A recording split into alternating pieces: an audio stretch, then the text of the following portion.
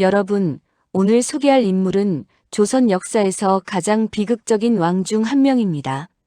어머니가 사약을 받는 것을 보며 자랐습니다.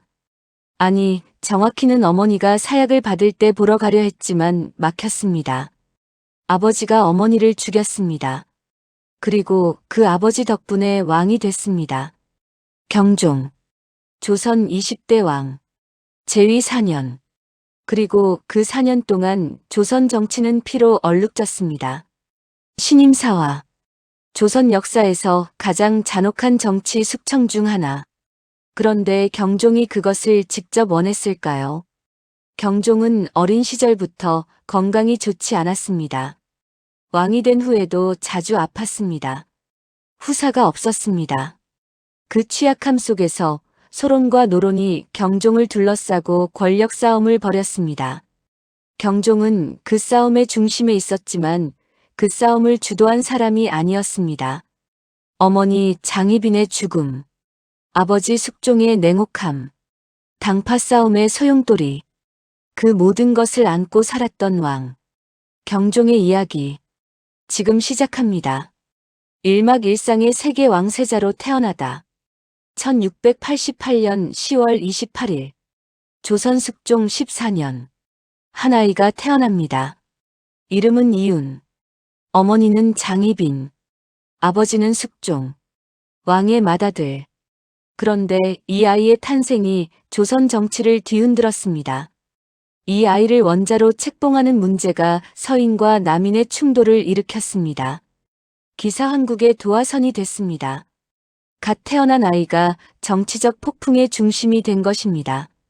어린 경종의 삶은 처음부터 평탄하지 않았습니다. 1689년, 생후 1년도 안 됐을 때 원자로 책봉됩니다. 1690년, 세자로 책봉됩니다.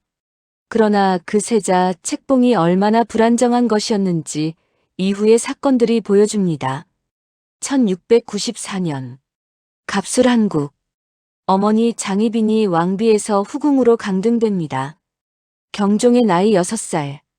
6살짜리 아이가 어머니가 강등되는 것을 봤습니다. 어머니가 왕비였다가 후궁이 됐습니다. 폐위된 인현왕후가 다시 왕비가 됐습니다. 6살 아이에게 이 변화가 어떻게 느껴졌을까요? 어머니가 낮아지는 것, 그리고 자신의 위치도 흔들리는 것. 왕세자이지만 어머니가 후궁인 왕세자. 그런데 어린 경종이 이 모든 것을 어떻게 감당했을지를 생각해보면 단순히 어린 시절이 힘들었다는 말로는 부족합니다.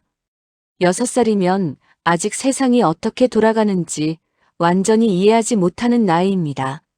그러나 동시에 어머니가 갑자기 낮아지는 것, 주변 사람들의 태도가 변하는 것, 궁궐 안의 분위기가 달라지는 것, 이것들을 아이는 느낍니다. 말로 설명하지 못해도 그 감각들이 쌓여 경종이라는 사람을 만들었을 것입니다. 이막 욕망의 자각 어머니의 죽음. 1701년. 경종 나이 13살. 조선 역사에서 경종에게 가장 큰 트라우마를 남긴 사건이 일어납니다. 어머니 장희빈이 사약을 받습니다. 기록에 따르면 경종이 어머니를 보러 가려 했지만 숙종이 막았습니다. 아들이 어머니가 사약받는 것을 보지 못하게 했습니다. 어머니가 죽기 전에 아들을 보고 싶어 했지만 허락되지 않았습니다. 그리고 장희빈이 사약을 마셨습니다. 13살 경종은 어머니의 마지막을 보지 못했습니다. 이 사건이 경종에게 어떤 영향을 미쳤을까요? 기록을 보면 경종은 이 시기 이후 건강이 급격히 나빠졌다는 언급이 있습니다. 심리적 충격이 신체적 건강에도 영향을 미쳤을 것입니다. 그리고 경종이 어머니의 죽음에 대해 어떻게 생각했는지는 기록이 거의 없습니다. 당연합니다. 왕세자가 아버지 왕의 결정에 대해 불만을 표현할 수는 없었으니까. 그러나 경종의 행동들을 통해 우리는 유추할 수 있습니다. 경종이 나중에 왕이 됐을 때 어머니를 죽음으로 내몬 쪽에 대해 어떻게 행동했는지를. 13살의 트라우마는 쉽게 사라지지 않습니다. 어머니가 사약을 받던 날, 그날 경종은 무엇을 했을까요? 울었을까요? 아니면 눈물조차 흘릴 수 없었을까요? 왕세자는 감정을 드러내기 어려운 위치입니다. 신하들이 지켜보고 있습니다. 아버지 왕의 결정에 복종해야 합니다. 어머니의 죽음을 슬퍼하는 것조차 정치적 의미를 갖게 됩니다. 그 고독이 얼마나 컸을지. 산막욕망의 실행 불안한 세자 시절. 어머니가 죽은 후 경종의 세자 시절은 더욱 불안해졌습니다. 어머니 장희빈의 죽음 이후 경종을 지지하는 세력남인 그리고 일부 소론과 경종을 위협하는 세력 노론 사이의 갈등이 계속됐습니다. 노론의 입장에서 경종은 자신들이 제거에 관여한 장희빈의 아들이었습니다. 경종이 왕이 되면 어머니의 죽음에 대한 복수가 이루어질 수 있었습니다. 그래서 노론은 경종 대신 숙종의 다른 아들을 왕으로 세우려는 움직임을 보였습니다. 그 다른 아들이 연인군, 후에 영조가 되는 사람. 연인군은 영빈 김씨의 소생, 노론 계열과 가까운 집안 출신. 노론은 연인군을 지지했고 경종을 압박했습니다. 경종은 이 압박 속에서 세자 시절을 보냈습니다. 건강도 좋지 않았습니다. 오랫동안 병치레를 했습니다. 후사를 낳지 못했습니다. 그 취약함이 노론에게 경종을 교체해야 한다는 명분을 줬습니다. 그러나 경종은 버텼습니다. 그리고 1720년 숙종이 세상을 떠납니다. 경종이 즉위합니다. 나이 32. 사막 바닥을 치다 왕이 되다. 그리고 신임사화. 경종이 즉위했습니다. 그러나 즉위와 동시에 정치적 폭풍이 시작됐습니다. 노론이 움직였습니다. 경종이 병약하고 후사가 없으니 연인군을 왕세제로 책봉하고 연인군이 대리청정을 해야 한다는 주장. 사실상 경종더러 물러나라는 것이었습니다. 경종은 처음에 이 요청을 받아들였습니다. 그러나 소론이 강력하게 반대했습니다. 경종도 결국 이 요청을 철회했습니다. 그리고 1721년 1722년 신임사화. 노론의 핵심 인물들이 대거 숙청됩니다. 김창집, 이이명, 조태채, 이건명. 노론 4대 신이라 불리는 이들이 처형됩니다. 이것이 경종의 의지였을까요? 아니면 소론의 주도였을까요? 역사학자들 사이에서 지금도 논란입니다. 기록을 보면 경종은 건강이 극도로 좋지 않은 상태에서 소론의 주도로 이루어진 숙청에 서명했습니다. 그러나 어머니를 죽음으로 내몬 노론에 대한 경종 자신의 감정이 그 서명을 가능하게 했을 것입니다. 오막 내면에 전한 경종의 건강과 고독. 경종의 재위 기간을 이해하려면 그의 건강 상태를 봐야 합니다. 경종은 재위 내내 건강이 좋지 않았습니다. 소화기관 문제가 심각했습니다. 자주 음식을 먹지 못했습니다. 극심한 스트레스와 합쳐져 몸이 점점 약해졌습니다. 후사도 없었습니다. 왕비가 2명 있었지만 자녀가 없었습니다. 경종의 건강 문제는 단순한 신체 문제가 아니었습니다. 어머니가 사약을 받는 것을 목격한 13살 이후의 트라우마, 끊임없는 정치적 압박, 자신의 왕위를 빼앗으려는 노론의 움직임, 이 모든 것이 경종의 몸에 쌓였습니다. 그리고 경종이 어머니 장희빈의 명예 회복에 힘썼다는 것도 기록에 남아 있습니다. 어머니가 역적의 가족처럼 취급됐던 것에 대해 경종은 어머니의 위상을 높이려 했습니다. 이것이 경종의 가장 개인적인 행동이었습니다. 왕으로서가 아니라 아들로서. 육막 귀환하다 경종의 죽음과 의문. 1724년 8월. 경종이 세상을 떠납니다. 나이 36. 재위 4년. 경종의 죽음을 둘러싸고 의혹이 있었습니다. 경종이 죽기 전 게장게를 간장에 절인 음식과 생감을 먹었는데 그것이 건강 상태를 악화시켰다는 것. 그리고 그 음식을 올린 것이 당시 세제였던 연인군이었다는 것. 연인군이 형 경종을 죽였다는 의혹. 이것이 나중에 영조의 재위 기간 내내 정치적 공격의 소재가 됩니다. 경종의 죽음은 조선 정치에 수십 년의 파문을 일으켰습니다. 실제로 연인군이 경종을 죽였는지 알 수 없습니다. 그러나 그 의혹이 조선 정치를 뒤흔들었다는 것은 사실입니다. 칠막 경종과 영조, 형제의 비극. 경종의 이야기에서 빠뜨릴 수 없는 인물이 있습니다. 연인군, 후의 영조. 경종과 영조는 이복 형제였습니다. 아버지 숙종은 같지만 어머니가 달랐습니다. 경종의 어머니는 장희빈, 사약을 받고 죽은 여인. 영조의 어머니는 최숙빈, 무술이 출신으로 숙종의 총애를 받은 여인. 두 사람의 출발점이 달랐습니다. 경종은 한때 왕비였던 어머니의 아들. 그러나 그 어머니가 사약을 받았습니다. 영조는 미천한 출신 어머니의 아들. 그러나 그 어머니는 살아있었습니다. 두 사람의 관계가 단순한 형제 관계가 아니었습니다. 노론은 영조를 지지했습니다. 소론은 경종을 지지했습니다.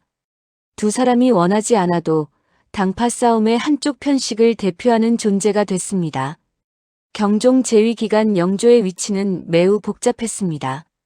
한편으로는 왕세제로서 왕위 계승 서열 1위였습니다. 다른 한편으로는 형 경종을 지지하는 소론에게는 위협이었습니다. 소론 일부가 연인군 영조를 영모로 몰려는 시도도 있었습니다. 영조 자신이 경종에게 자신의 결백을 호소했다는 기록도 있습니다. 두 형제가 서로를 어떻게 생각했을까요? 경종은 이복 동생을 죽이지 않았습니다.